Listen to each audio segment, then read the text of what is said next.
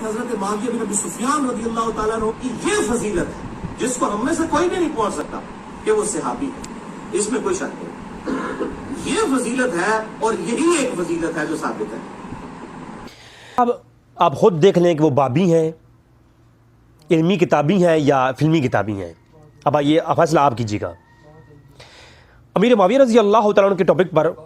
جب یہ واقعہ کربلا کا کی پس منظر پورا وہ ریسرچ پیپر لکھا اور وہ بڑا نام لیتے رہے اور میں اس کو سنتا رہا، کبھی پڑھا نہیں، جب پڑھا تو معلوم ہوا تو وہ تو پوری فلم ڈالی ہے انہوں نے، اور ان کا دعویٰ کیا ہے کہ میں علمی کتابی ہوں، بابی نہیں ہوں میں، اور امیر معاویہ رضی اللہ عنہ کی فضیلت میں کوئی ایک حدیث بھی نہیں ہے۔ اس پر دلائل کس کے دیے؟ جناب امام ابن اسحاق رہا کے، امام ابن حجر کے، ابو حمزہ راوی کے، فلاں راوی کے، ابن ظالم راوی کے، تو جناب کہتے کیا ہیں کہ میں بابی نہیں ہوں، اور امیر معاویہ رضی اللہ عنہ کے اوپر جو دلائل دیتے رہے وہ کون دیتے رہے؟ بابی دیتے رہے۔ یعنی اس کا مطلب یہ ہوا کہ ریسرچ پیپر کے باہر لکھا ہوا ہے قرآن و حدیث ہے، اور اندر جا کر کے ابن حجر نے یہ فرمایا ہے، امام سیوطی نے یہ فرمایا ہے، فلاں نے یہ فرمایا ہے،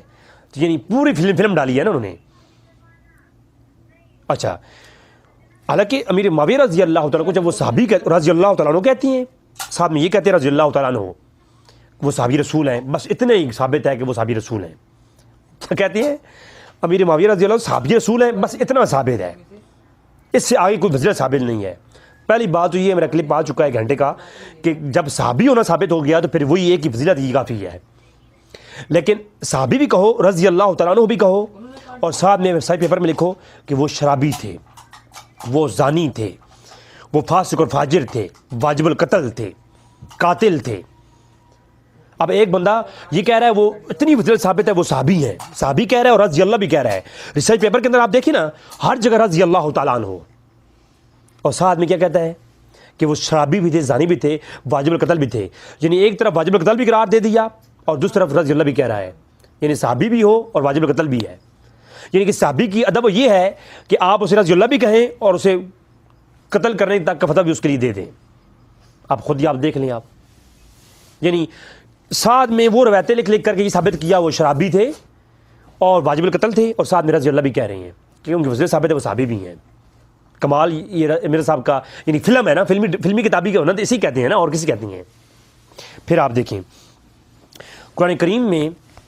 قرآن کریم سے ہی جو ہے امیر معاویہ رضی اللہ عنہ کی فضیلت ثابت ہے، اور صحابیت بھی ثابت ہے، اور آپ کی شان و شوکت بھی ثابت ہے۔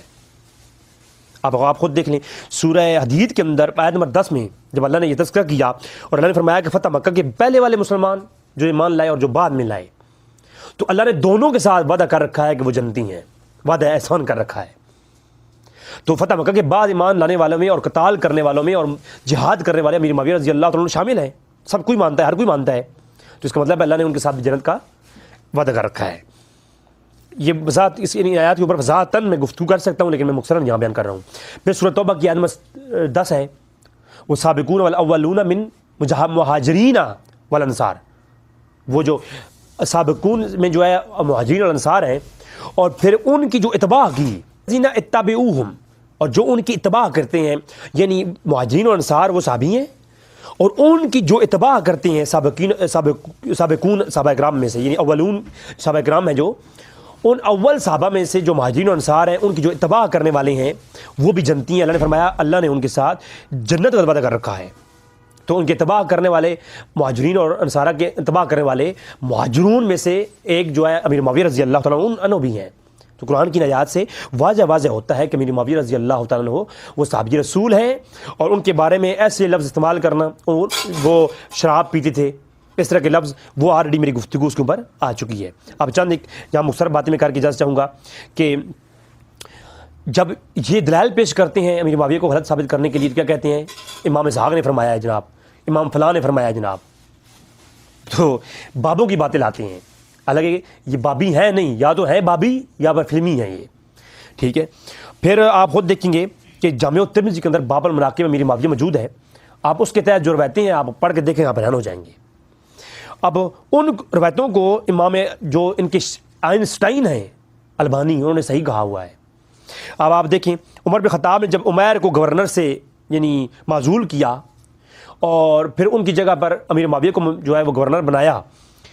تو پھر کیا ہوا، تو لوگوں نے باتیں کرنا شروع کر دیں۔ یہ صحیح جامع ترمذی کی روایت نمبر ہے 3843، اور یہ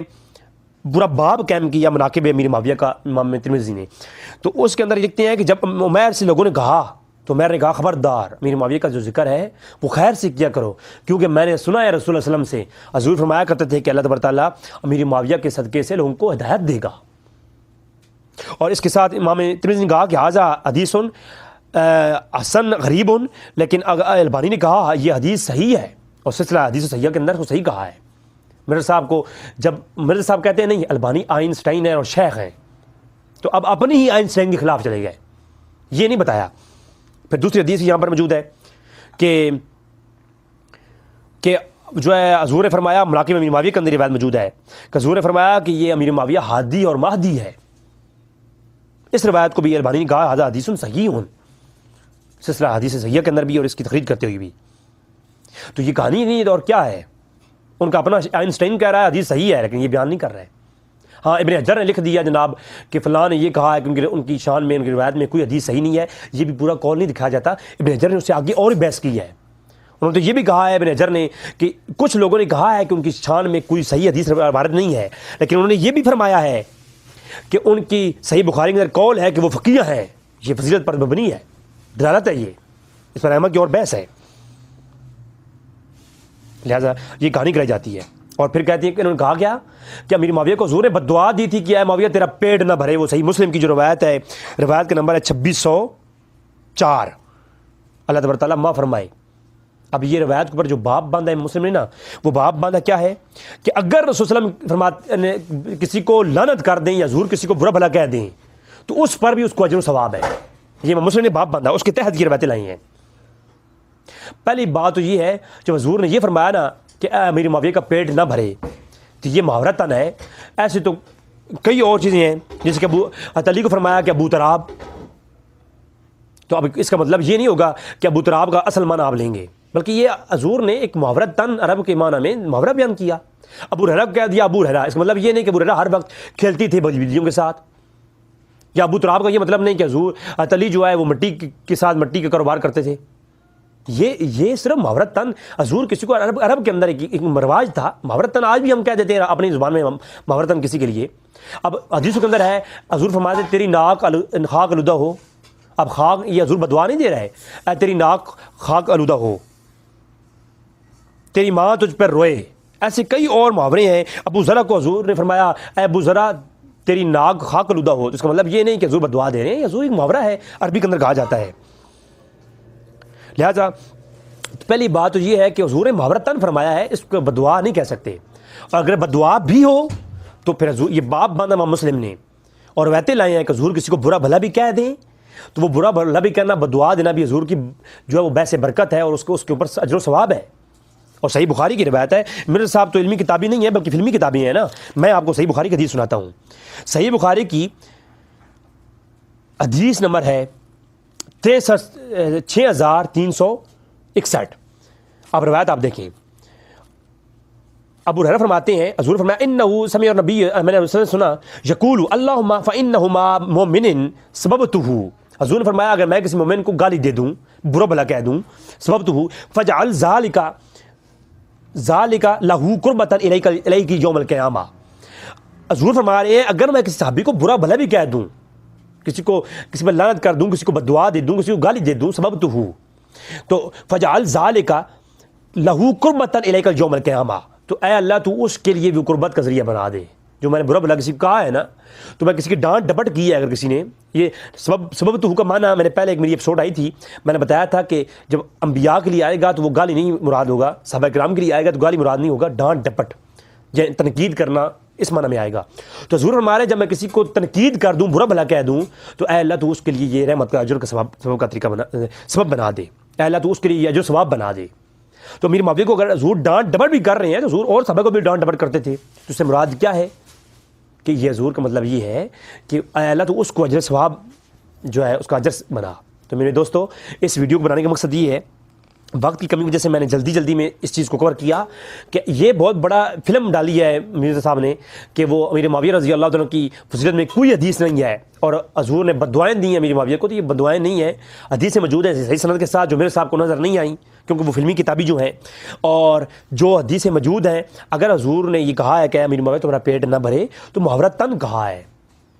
اگر یہی بات مانی جائے تو اگر یہ بددعا بھی مانی جائے تب بھی حضور فرما رہے ہیں، بخاری کی روایت ہے کہ اللہ اگر میں کسی کو برا بھلا کہہ دوں تو اس کے لیے تو اجر و ثواب کا ذریعہ بنا وہ۔